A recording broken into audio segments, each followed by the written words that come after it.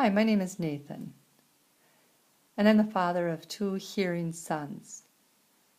And I'm going to tell you a story about my oldest son, who's 7 years old, who's pretty much normal for his age, pretty much average, some ways above, some ways below, but pretty much normal for his age.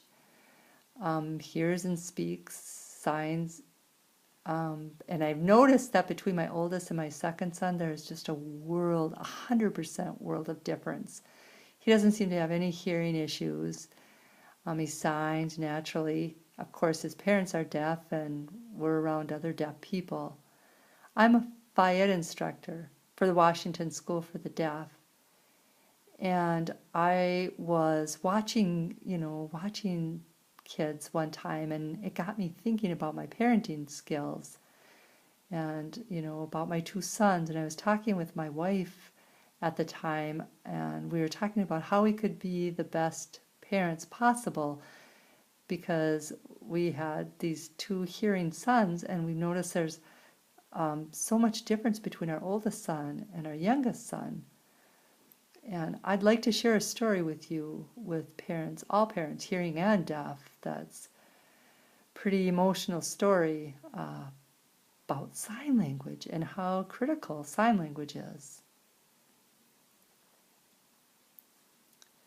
I know that I've noticed that there's a lot of videos that are, made by hearing parents who are raising deaf children. And they talk about their trials and tribulations that they have of sign language and developing, that language and raising their kids, and the positive and the negatives about it all.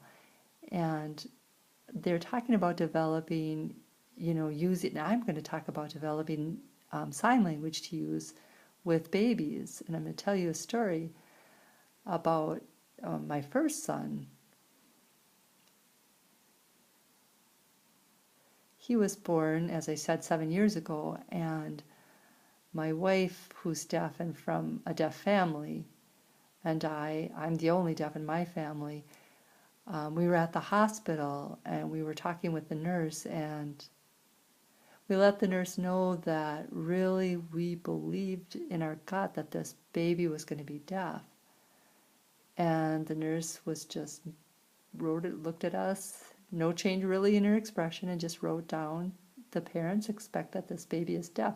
She didn't have all this pity, she didn't have this sad expression, and we really liked that. So after my son was born, we brought him to the audiologist, and I went with the nurse, and he had all the bells and whistles. He had the ear headphones, and they ran the test, and they had the noise play for about 15 seconds, and in that first ear he failed twice. And it was interesting because the nurse looked at the note that the audiologist made, and she was like really smiling. She said, "Hey, maybe your baby is going to be deaf." But then we went back and we tested the other ear, and he passed. And they decided to double check that first ear that he had failed twice. And again, he went, it was about 15 seconds without hearing anything. And then he passed on that ear too. And really, it doesn't matter to me, hearing or deaf, because sign language is going to be important either way in his life. My wife signs, I sign.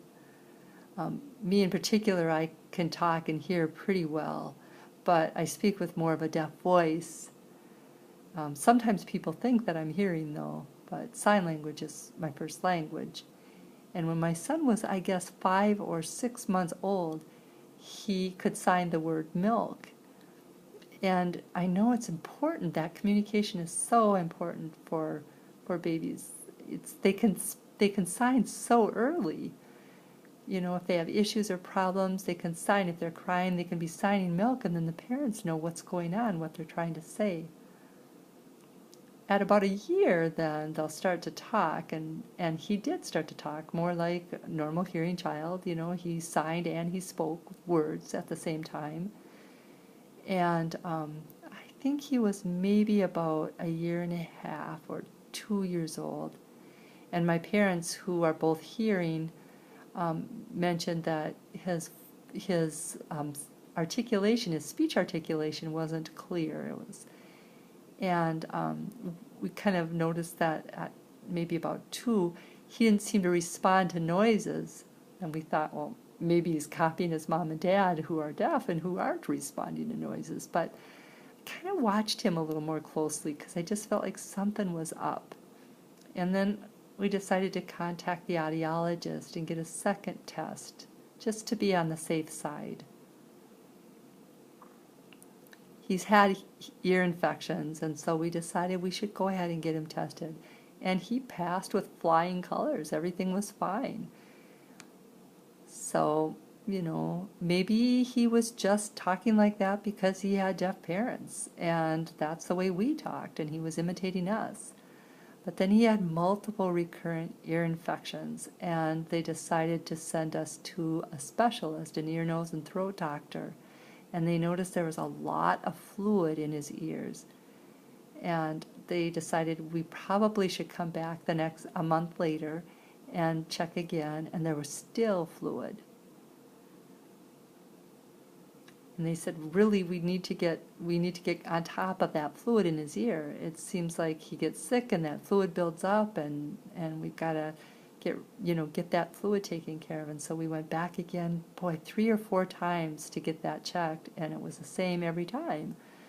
And so then the doctor kind of discussed with us that it would be a good idea to get tubes, and explained kind of the process and everything, and I was fine with that. I had no problem with that. Said at the same time we should get the adenoids removed. That's often the case with boys. And he kind of explained that, and I thought that would be fine, and it was nice to be able to sign with my son and kind of explain everything. He's just watching and looking, and so we decided to do it. So we went to the doctor, but at around the same time that we were doing in this process, they had a free service that was for parents of children, preschool children from our school district that would be going into the elementary school in the future. They were 2 or 3 years old now. It was like a speech and kind of an audiology lane. We set up an appointment, and we met to have our son tested. It was a language testing, and they wanted to kind of see, speak and comprehension, and they wanted to run this test. And we were sitting outside, and we were pretty concerned. But then I wasn't really, because I remembered that he did have language. He is the strong language base of sign language. But then the woman who ran the test, the speech and language test, came out and told us that our son only tested in the 7th percentile for his age, and that actually would qualify him for special education services. And I really felt like there's something not right with that. I didn't have concerns, because he actually, he had a strong, solid language base with the sign language. And so I explained that we were going to the doctor, and he was going to have tubes put in his ear. And she recommended that he come back and get retested when he was 3 years old, just to check to see if there was some improvement. So we decided to go ahead and do that. And we went and had the surgery. I don't know, I think it was during the winter, I don't remember exactly, but then we did a lot of kind of work, auditory training. We watched TV and kind of went through that. I think it was about 4 months later, after his birthday, we went back to get tested, and we had the exact same woman again. And this year we did the threes test, the test that they give to kids when they're 3 years old. And she came out from that test, and she said, "This is not even the same boy that I saw last time. He is a completely different person. He has improved by leaps and bounds. I just can't believe he's the same person." Clearly, that surgery that he had clearly resolved his problems. And at that point in time, he was testing at 14%, and in 6 months he went from 7 to 14. Normally you just take small steps, but he just improved like crazy. And so we were pretty good. We were pretty grateful. And then from that point on, he just really sucked up language like a sponge. And really, it was because he had that strong bridge. He just took off and he just caught up with all the other kids and he was really fine. So we were very grateful for that.